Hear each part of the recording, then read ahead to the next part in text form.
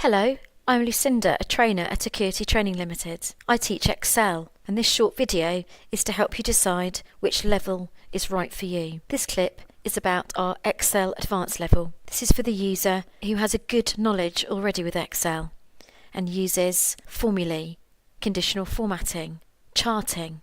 What this short video clip will show you is subtotalling on our Excel Advanced class. Let's have a look then at how to subtotal a list like this one on the screen here. To create subtotals in a list like this, the first thing you need to do is sort the list into a group to subtotal by. So we're going to be sorting by bank to subtotal by bank. And here we see the column of banks here. So to subtotal the banks, we need to first of all sort them. So in the Home tab, we have got an editing group, and in here we have a sort and filter.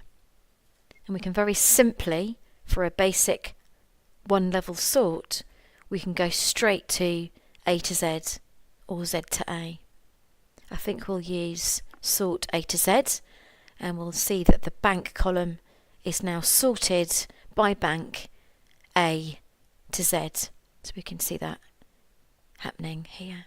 What we can now do, once the bank has been sorted into its groupings, we can now subtotal by bank. So if we now go to data, and if we come across right to the end of the data ribbon, to the outline group, we have a subtotal command shown here.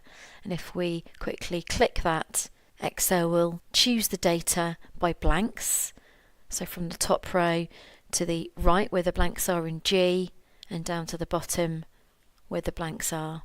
And here we can actually decide what to subtotal by. So at each change in, and we would like the subtotaling to happen at each change in bank.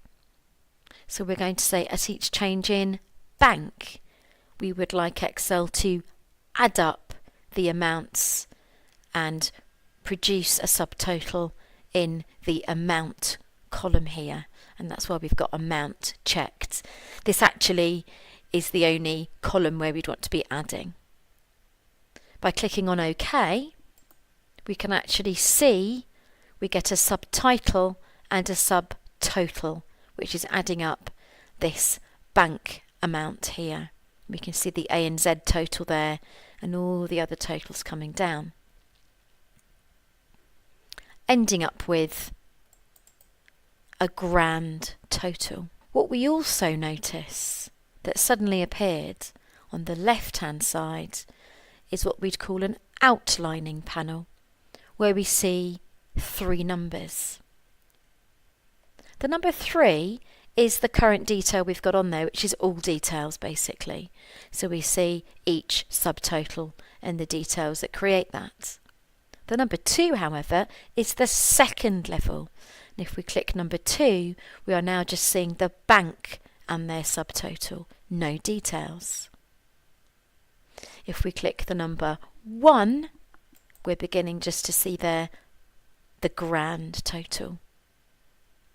Let's go back to level 2 and the subtotals, because we also can see that there are pluses in our level 2, and this is where we can open up particular areas of that subtotaling that we've done. So there's the ANZ bank detail, for example, which I could now close up.